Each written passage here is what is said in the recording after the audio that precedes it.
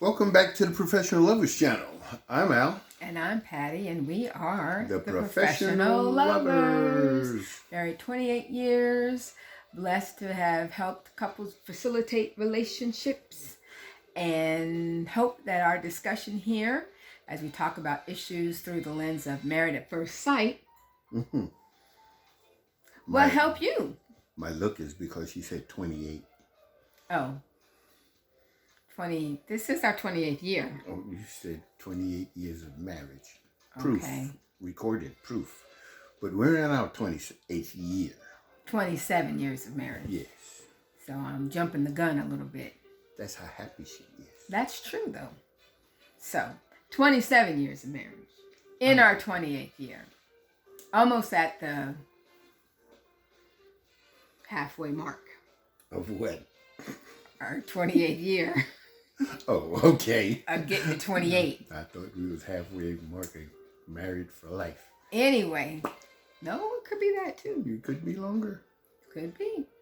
We'll have to see. Lord willing. Anyway, let's get started with our Married at First Sight discussion. Mm-hmm.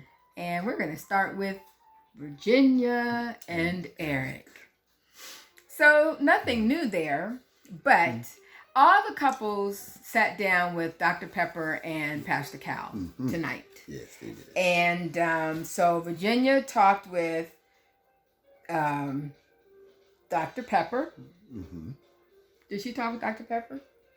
And yeah, and Eric talked with Pastor Cal. No, I think it was the other way around. Was it the other way around? I think it was the other way around. They switched up. I think it was the other way around. They talked to the professionals. Right. And so for each set of couples, the experts asked, what are best things? What are challenges? What are unanswered questions? Right. Okay. So for the best things, Eric and Virginia both said their connection. Right from the bat. And their ability to laugh and have fun. They both said that. Fun times are fun times. Right. For their challenges, kids and timeline for kids was her issue. And then her dog was his issue. And Dr. Pepper said something very interesting. Quite. First she asked, why is it so important for you to be so connected to her dog? Why do you have to be a dog dad? And he felt ownership. I mean, he felt like this is now our dog. And she Dr. asked, Pepper said, well, what if that was her child? Exactly. From another marriage or relationship? Would you automatically jump into it thinking that it was half of your responsibility and half of your ownership and half of, whatever is going to take place in that relationship? Equal footing. Yeah. Yeah. Would you expect to have equal footing with her child? And you could see in his mind, he said, aha moment. Yeah. No, you wouldn't. And the dog is the same way. Quit trying to control her dog. Exactly. Because it's her dog. Yeah. But he does have control issues. But he was willing to acquiesce. I mean, he matter of fact, when they got back together, he said, I should give up trying to own or co-own your dog. It's your dog. And she was like, hallelujah. Now, another difference, Dr. Pepper did talk to Eric about their blow-ups, which tended to happen while they're both intoxicated. Inebriated. Yeah. Yes. Dr. Pepper did say, did ask him, was the amount of alcohol that she drank healthy for her? Or concern for him. And he said, it is not healthy for her. It is a concern for him. And Dr. Pepper agreed and then told him that he needed to ask her about that. Yeah. Ask her about that.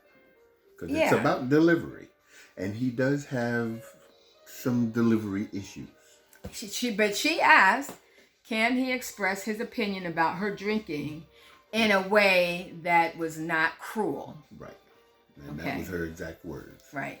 Now, on Virginia's side, her challenges the kids and being scared of not being a good mom, and psychologically damaging her kids in any way.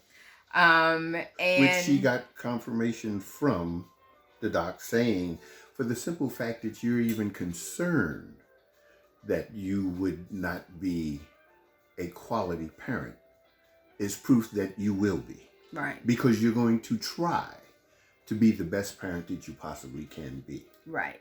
So in that, and then there was a discussion with Pastor Cal and Virginia on what does marriage look like? Because apparently marriage to Eric looks different than marriage to Virginia. And for Virginia, she said it was loyalty. That she doesn't like Eric's constant go-to of ultimatums. If you don't do this, we're done. Or if we don't do this, then I'm out. And we've talked about that before. And Pastor Cal asked, had she ever talked to him about that? And that she needed to ask him, what did marriage look like for him?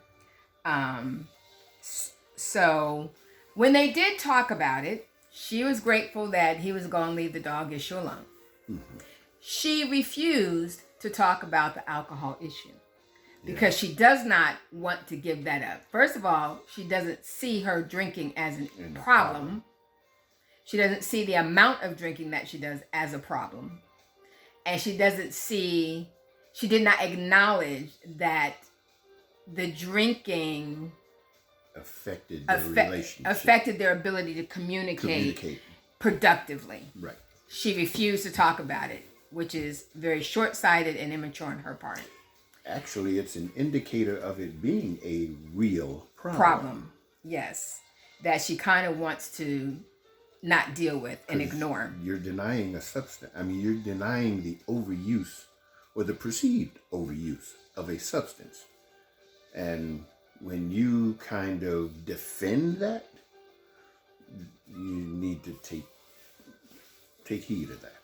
Yeah. Now, when she talked about her fear of kids, he did affirm her as seeing her as a quality parent because she will make the decisions of how she deals with the children instead of using what past history or right. What she's seen becoming part of her reality. And she has nieces and nephews that everybody has observed her interacting with, right, giving her affirmation that from what they see or have seen, she will be fine as a parent. Bless you. The last issue, of course, is the issue with her friends. And Eric feeling like, they deserve as a couple one weekend a month. And that's what Dr. Pepper suggested that he asked her for, 1 weekend a month, which he did. And she said, fine, if we can plan it ahead, because you know how I like to plan my weekends. Now, it's interesting that for her, marriage is loyalty. And we do have that as a tip in this book, Becoming a Professional Lover. That loyalty is to one's marriage and family. Take precedence over your blood family and your friends. Any outside circle. And she still doesn't get that. She is still trying to live a single life as a married person. And she's not giving any flexibility to that. And that's a problem. Because she's no longer single. She's married. And if loyalty is to your marriage, then you need to be flexible in giving time to your spouse without your friends around. I mean, I'm just wondering if, due to the fact that she has never seen a loyal marriage, does she not understand that? And I mean, she can probably get it from a number of people who she may know is married, but I'm wondering if she knows any real married people, any, true intimate relationship, where she knows the people. Because everybody's single, evidently. Her sister, is unique in her own she has a partner. Does she have a partner? Yes, she has a same-sex partner. Okay. But again, even then, but still, anybody that's in a committed relationship, she should be able to get some insight from and understand what true loyalty to a committed relationship should look like. Yeah.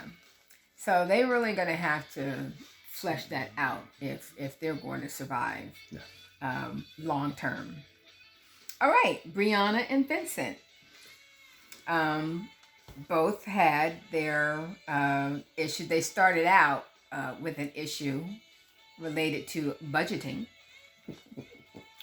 Vincent wants to save, and Brianna doesn't want to skimp. And man, you know that the touchy issues in a marriage relationship revolve around money, finances, and communication, and sex. And we have all of those issues highlighted in these couples. Yeah. So with Brianna and Vincent this week, it's all about the money. And communication. Yes. Because what they're communicating isn't always necessarily what they're feeling. And that is the challenge that they both pointed out to their respective experts. That Brianna said their communication styles, and Vincent said their communication, which we've seen have issues. Of course, before we get to the challenges, their best things. Vincent said that they have fun and they enjoy taking care of each other. And that's part of their communication issues too. Right. That they are other-centered, which is beautiful. Yes. But you can't do it to a detriment of yourself. And that's part of what Vincent's, Right. Vincent's issue is in wanting to please his wife. Dr. Cal said something very important. Pleasing your wife doesn't mean doing everything that she says. True. Especially when it impedes your ability to do things for yourself that help you. You should not be selfish in a negative way, but you do have to take into consideration self-care. Right. And her insisting that he gets up with her in the morning because she's an early riser is not necessary. And at first I said, now that might be necessary if he's going to be late for an appointment. But in the conversation between them after the experts, we discovered that it's only because that's what she wants.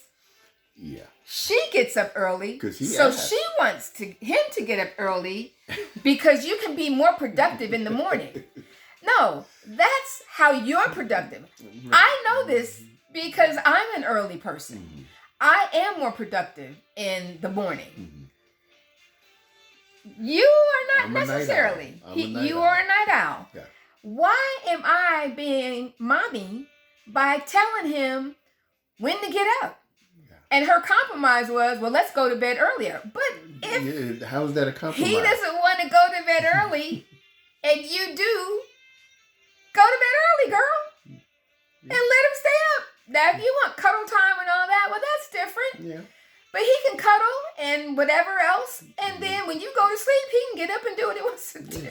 I mean, if he has no appointments that you're trying to help him make on time. And again, he doesn't have to get up when you get up. He's a car broker. They're not selling cars first thing in the morning. And the manner in which he does his research, it may take the evening when he has his free time after spending the majority of his day. Now if he's willing to do his research first thing in the morning, but even though if that is the case, if he's willing to. That's his choice. Right. That is his choice. But it still wouldn't be spending time with her. Yeah. So this whole thing of trying to control when you go to bed and when you both get up, stop it. Because you're individuals and your body clocks are different. Now, for her, the financial issues, she feels like she works hard for her money. She wants to spend it. He, on the other hand, feels like he's at a point with his life as a man who sees himself as the sole, the primary provider, like that's his responsibility as a husband, right? He wants to save for the future. Right.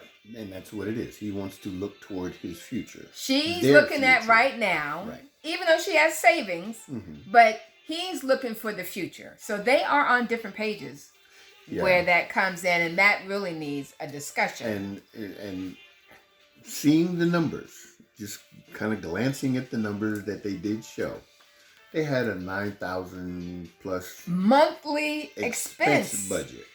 Whew.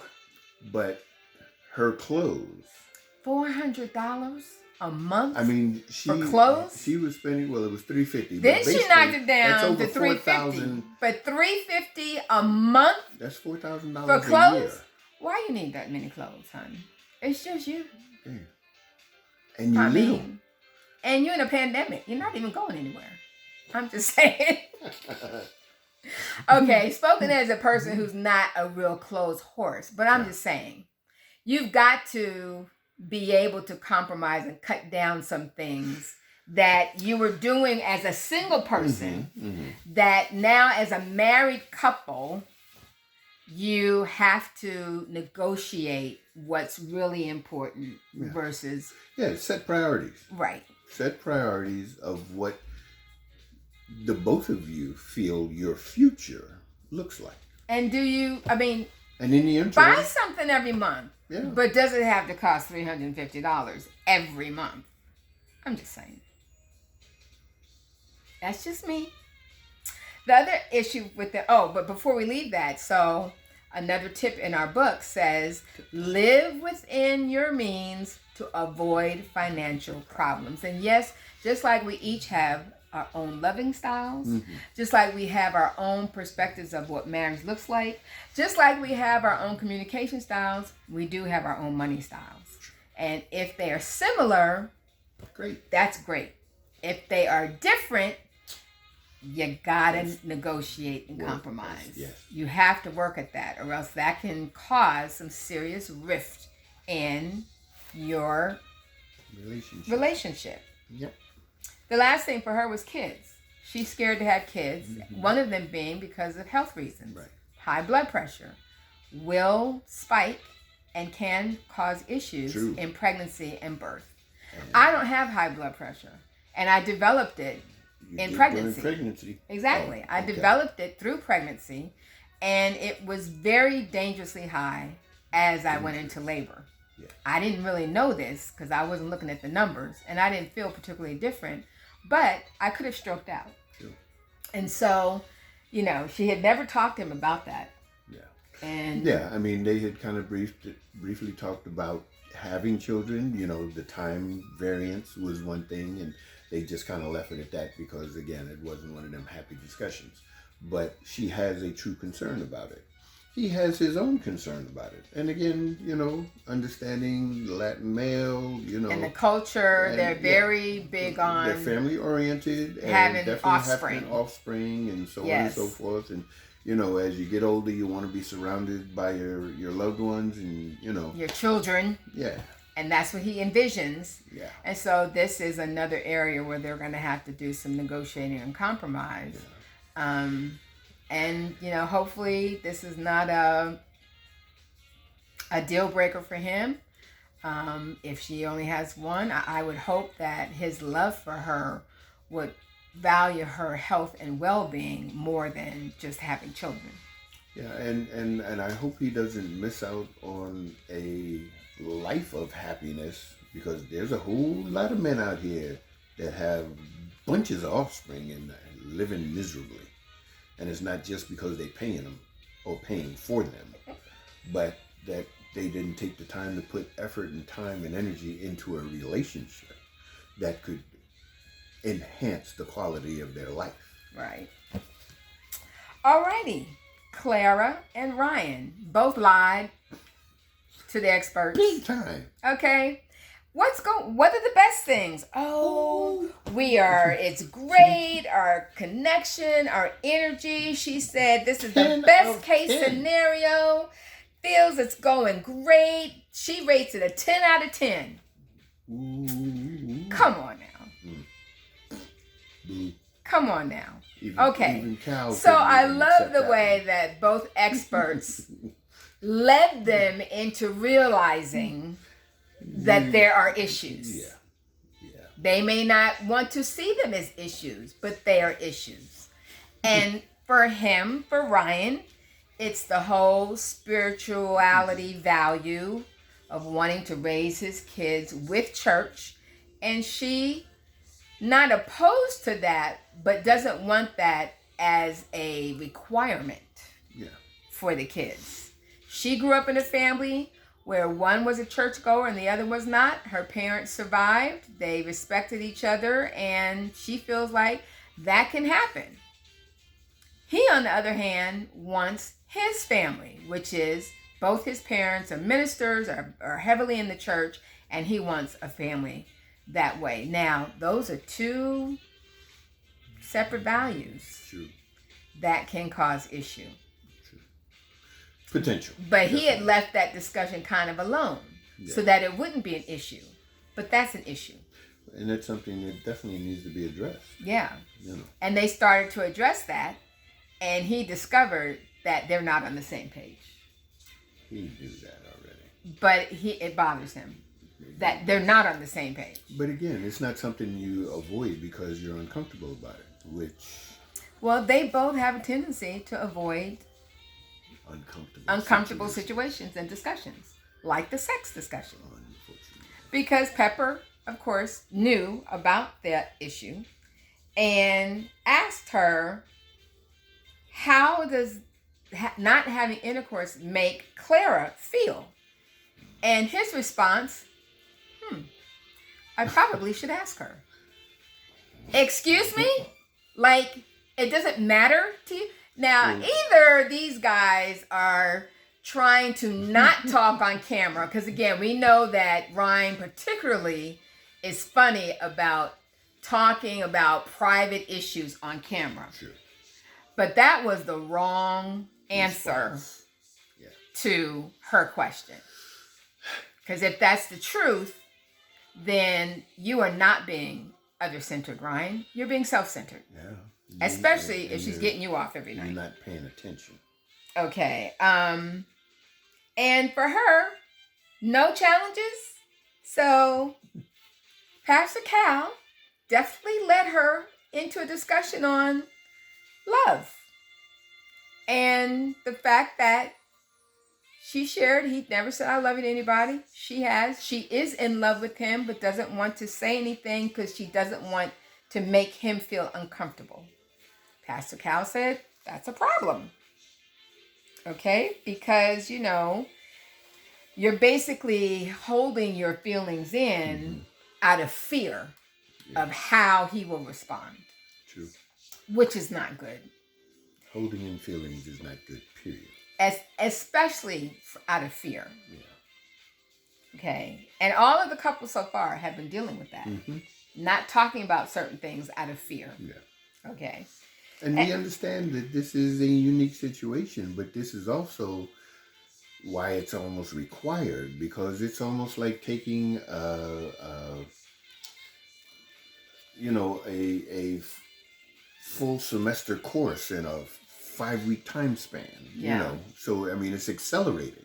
So you need to get as much out and open as possible. Yeah, as quickly as possible, just to understand how you feel about it and how together you feel about it. So that you can make an informed decision about staying together or not when the 8 weeks is up. And that's their whole point to the experts talking tonight. Of course, the last thing was Clara did admit that she's sexually frustrated. Which we already heard. Yeah. And, and so another tip, we have a lot of tips tonight from our book, says sex is for pleasure as well as for intimacy and creating children. Ryan's whole thing is, I don't want sex to just be a check off the box that we did it. And that's not what that is. And it's not always as special as you may want it to be. As a married person, it's part of intimacy, building that bond connection. of togetherness. Yes. And so he's just waiting for some organically, I don't really understand what he's waiting on. I don't either. And neither does she. Even though she has a different view of sex, it's still like, it's just a bit much. But we've talked about that already. Did he ever answer the question of, he's not a virgin. It's been inferred that he's not a virgin. Did we ever hear him answer that? No, because he doesn't talk about personal things like that on camera. Right. So we don't really know. Okay. Paige and Chris. Okay, Dr. Pepper called it what it is. He is a narcissist. Okay? That was evident as he talked to Pastor Cal after making Pastor Cal wait for 45 minutes past their appointed time. Yeah. And Dr. Pepper also affirmed what we said last week about you taking care of you. Mm-hmm. Okay? And she said, that Paige, in dealing with Chris, needs to keep her boundaries and make sure that she is treated with respect and kindness. And Chris is just an idiot when he refuses to admit that you would really expect your wife to pal around with you and your ex as you buy your ex a Mercedes and a house. Like, after you've told her that you don't want to be married anymore, that's what you expected. No, if she didn't want to do it, well, that's on her. He's an idiot and a butthole. I'm sorry. And quite callous. And really, that's all we got to say about him. Last, Haley and Jacob. Best things for her about him, that his life is very stable, that he's loyal. Best things about her for him is that he's physically attracted to her. But he doesn't believe that she really wants a connection. And for her issues were that she can't find common ground, or hasn't been able to find common ground with him. But what was, when they got in depth, what was her situation? That she was in a 5-year controlling... A 5-year relationship where he was very controlling, and that really caused her to want to be free to do what she wants to do, when she wants to do it, how she wants to do it, because that really messed with her. Unfortunately, it's caused her to build a wall where she gives really nothing. And Dr. Pepper pointed out that Jacob has done quite a bit of changing for you, but it doesn't appear as though you've done any changing for him. And she never really addressed that. Instead, we got waterworks, which I just kind of felt was like, let me just cry. So I don't have to answer that question or acknowledge that observation. No. And let me tell you why I've been having such a hard time, because I've cried so much over these last 5 weeks that I'm tired of crying, but I'm crying right now because I don't want to answer your question. Okay. So anyway, I feel like a failure because I really did want to be married, and the expectation, that pressure is just too much. Come on, girl. You're inflexible. You're behind walls. And he's stuck behind his negativity about how he thinks she sees him, which, she kind of comes across as that way. She asked a particular question, and I guess kind of just rang clear in her mind when she asked him about his past 10 years and, what was his past 10 years like? And the first time she asked him that, he gave her nothing. Right. Yeah. It was like, But this time, he did give a little bit more insight. He said, and she asked him again, what is it about the past 10 years that you don't have anything to talk about? And he said, well, my friends started having kids, and, it got dull for him because there was nobody to hang out with anymore. So at that time, he started looking for a wife, and nothing panned out. Possibly because of him being stuck in negativity. Yeah. And dullness. Yeah. And because his conversation is his dull. whole demeanor is dull. Yeah. And I'm not sure how you bring that out. Or if you can. Alcohol. But he said he drank more wine in the past couple of weeks than he had in the past couple of years. Yeah. So I really don't see how they're going to move past the balls that they are behind.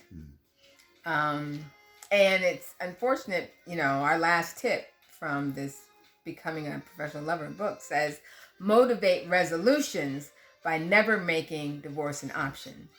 But they keep saying they want to try, but their version of trying doesn't really seem to be trying. It seems to be just doing the same thing over and over and over again. Let's see if we can have a meaningful conversation. Yeah, let's just get to the night. And then we just, resort back to, well, I don't think she wants a connection. Well, I don't have a connection with him because I can't find one. And okay, it's going to stay the way it is. Yeah. So we've got 3 weeks before decision day. I think 19 days. It's becoming kind of evident, where each couple may go. And I don't know. And if you're like me and you find things on the internet that tell you beforehand who stays together and who doesn't, I know. That's not fair. But I'm not going to tell him or you because we're going to find out together. It could be wrong. You can't find out together. You already know. No, it could be wrong. That's what I'm saying. That could be what they said then, and things may have changed. You never know. Wink, wink. Until next week, though. Please join us next week. Like us, share us, leave a comment on our Professional Lover YouTube page, and we will be sure to answer it. We will. May not be right away, but we do answer. Yes. We got a birthday weekend coming up, so we might be a little busy, so it might take a minute to get back to you. But please. We like to get the feedback and the comments from you guys. Yes. We like to interact that way. So we look forward to that. And until next week, for another episode of Married at First Sight Recap, we say, be safe and peace. Enjoy.